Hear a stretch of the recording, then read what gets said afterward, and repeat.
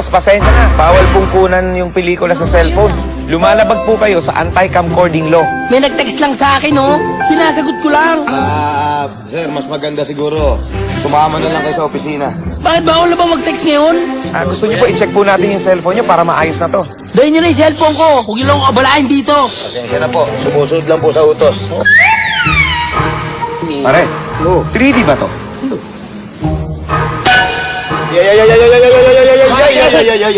Bawal na ba pumorma rito sa sinihan? Hindi bawal po, Orma. Pero bawal yung salamin na may camera. May camera! Hindi pwede yan. Kapkapa mo. Kapkapa mo. Huwag kang gagalaw. Huwag kang gagalaw. Camera din to, ah. Hindi mo, te. Sa prosyento ka na magpaliwanag. Ang paglabag sa anti-camcording law ay may multang 50,000 pesos hanggang 750,000 pesos at pagkakakulong ng 6 months hanggang 6 years. Ang mga magre-report ng mga nagsasagawa ng camcording ay tatanggap ng reward na 5,000 pesos. Hindi masayang manood ng sine sa kulungan.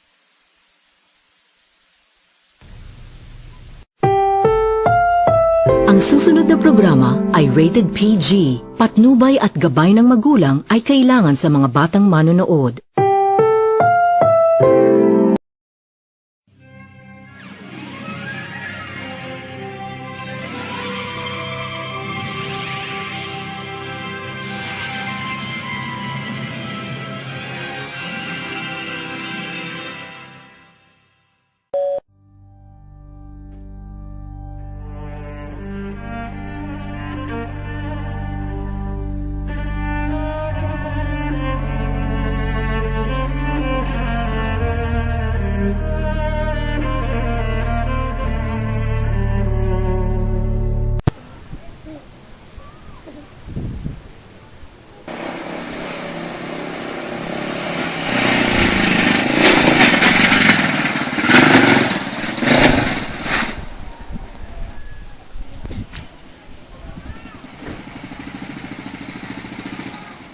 Wow, nice.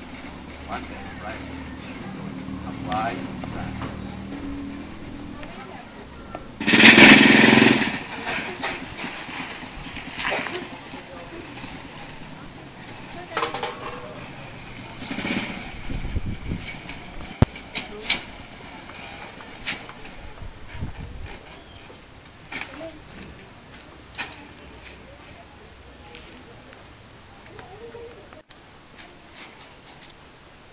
Ano pangalan mo? Ako nga po pala si Vicente. Bakit ka nag-apply sa posisyon na to? Sa tingin ko po, kulang kasi yung kinikita ko bilang conductor naman. Konduktor ka na ba? So, may experience ka na bilang tutor. Nung college ako, nakapagturo ako dati ng ilang bata. Sige, bukas pwede ka na magsimula. Salamat po. Ilang taon na po ba nagtuturo ako? Yung isa 8, tapos yung isa naman 10. So, makita sila. Sige po. Rose Ann, Ingrid. Yes, ma'am. Kaso si Ingrid, natutulog po. Siya nga pala si Rose Ann. If we slept together, I might like you better, baby. Let's get together, baby. Wanna hold you, get to know you, show you what I got in my sweater, baby. Hold the red hair, the bitch in charge. And if we settle on it, but I make it see style, get large, get hard, go far. Wanna touch you, watch you, fucking see my money and my pride. So, bukas alas 5 ng hapon, ha? Salamat.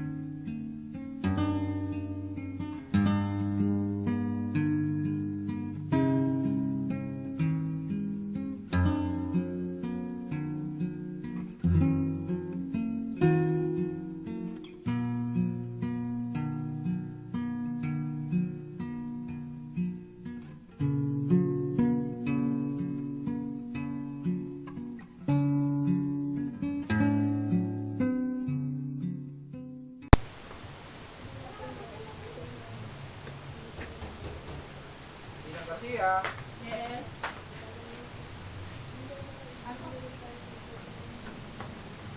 Sige, puha muna. Tuwagin ko muna yung mga anak ko.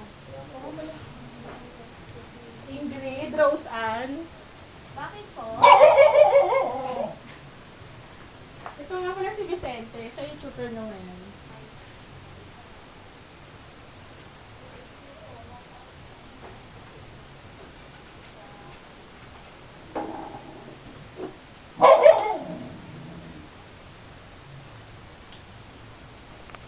Alam mo sis, gusto ko na makukulay ng ballpen. Talaga? Baka pwedeng sabihin mo kang mama, hindi ka ng mama. Alam mo naman hindi ako ibibigay. Ay, tama ka.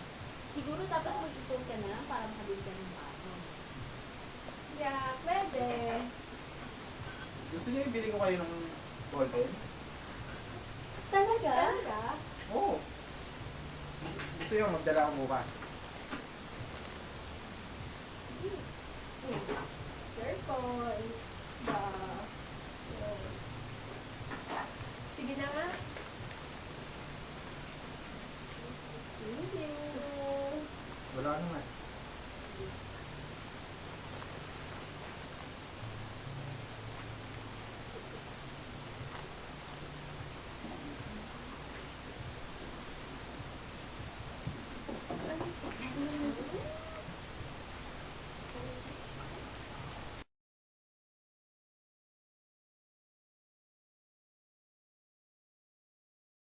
Hindi ko na yung ballpen si Vicente.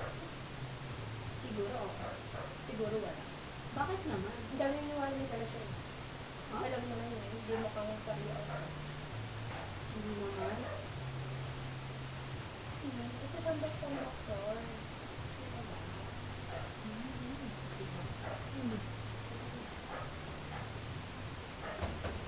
Ina Garcia. Si Vicente.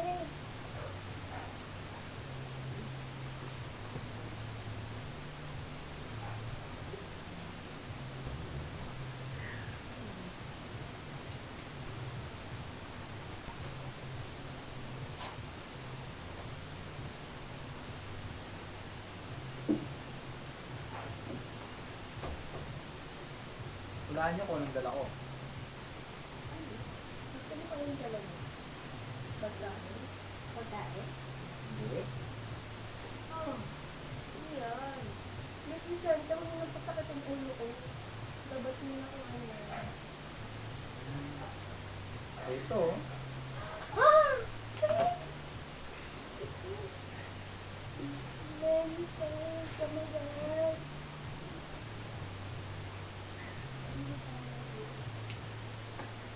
Anything. Salamat. Salamat. Wala naman. Ang ganda.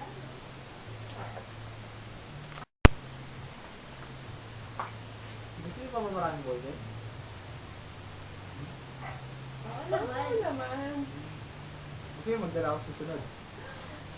Yay! Ba't kayo sumisigaw? Ma, si Vicente kasi bibigyan pa kami na dami yung ballpen. So, mas pasalamat din sa kanya. Thank you, Vicente. Wala naman.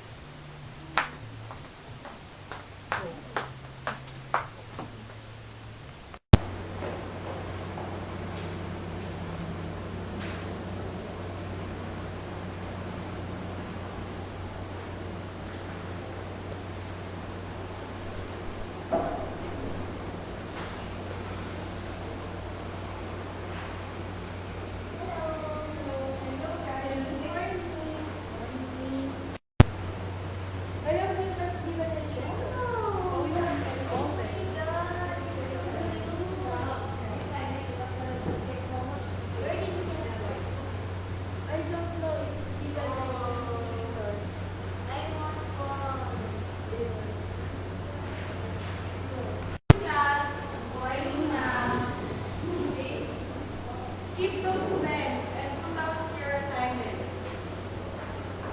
Who wants to share their assignment? Me, ma'am, grade 6 years old. What you said was correct. It's a favorite of yours. What I said is quite a favorite of mine. When the two of us saw each other last night, I dressed in red and he wore white. Very good, Evie.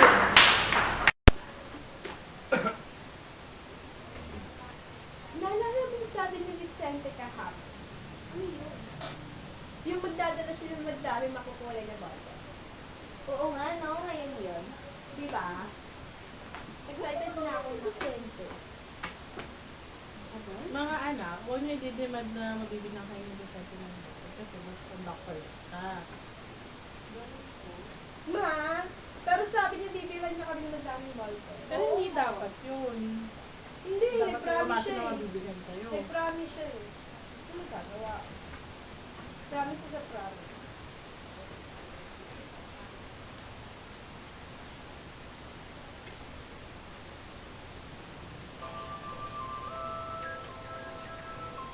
Ang daddy niya. No? Oh.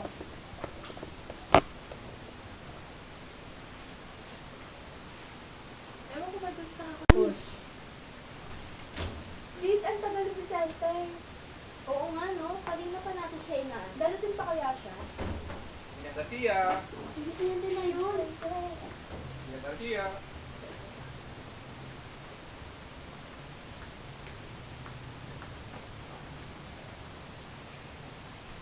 Please, alam mo ba madami na ingit sa ballpen ko kanina? Talaga? Alam mo sa akin din. Pinagkakuluhan nila yung mga pet. Oh. May umiram nga ng isang pen. No? Sa akin, hindi ko pinangilan eh. Ang damot mo. Wala lang.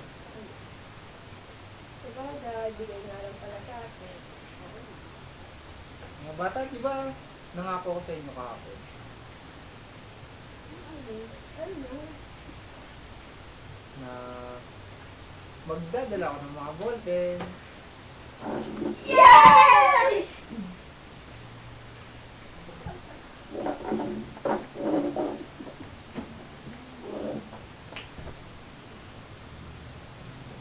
Ingrid, pwede mo ba ako ikuha ng kape?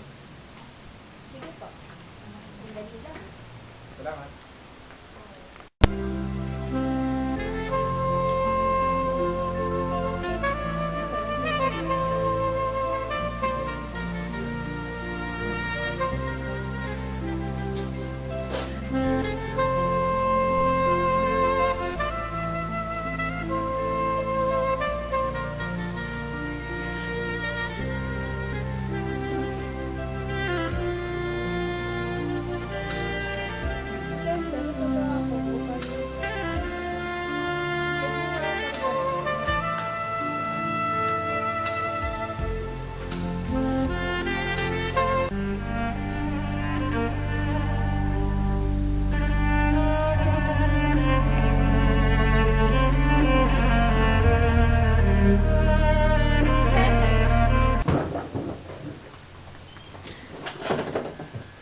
Saan go to your room? Ano yung sabihin nito, ha? Ano yung sabihin nito? Ano yung sabihin?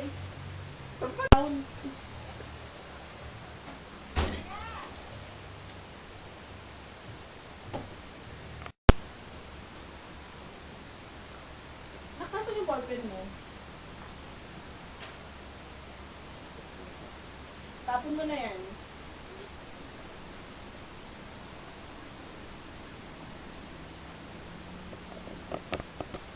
Very own ingest.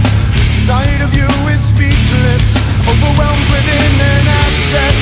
Creating new diseases and infecting whomever is breathing. We've been living this way for too long.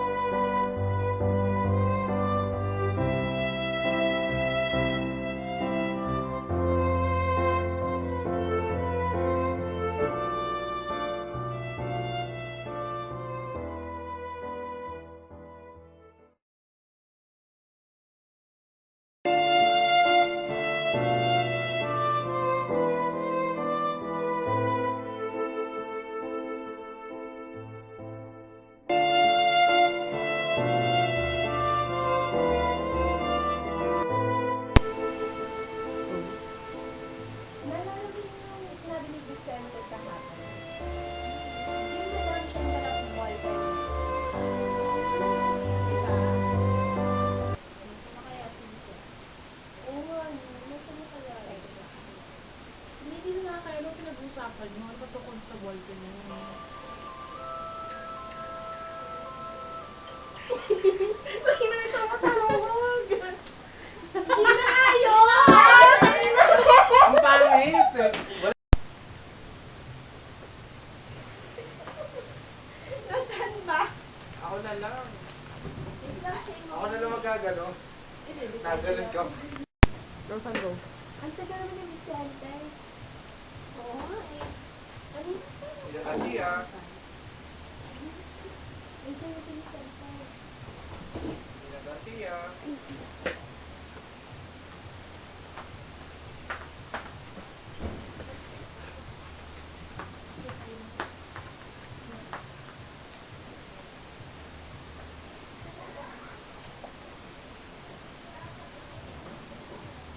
Sis, alam mo ba magkano yung sa ballpen? Talaga? Alam mo, sa akin. Pinagkakaguluhan nila sa school. Yung isang ang ballpen, may binira ko sa'yo. No? Yung sa'yo ba? Ayoko. Damit mo naman. Siyempre, Mga bata, di ba nakakuha ko sa inyo kahapon? ako. Nung magdadala ako ng bagong bote. Ito. Oh my God! Yay! Yay! Madami na akong ballpen! Tiglig. Pwede bang kuha muna ng bote? Ng...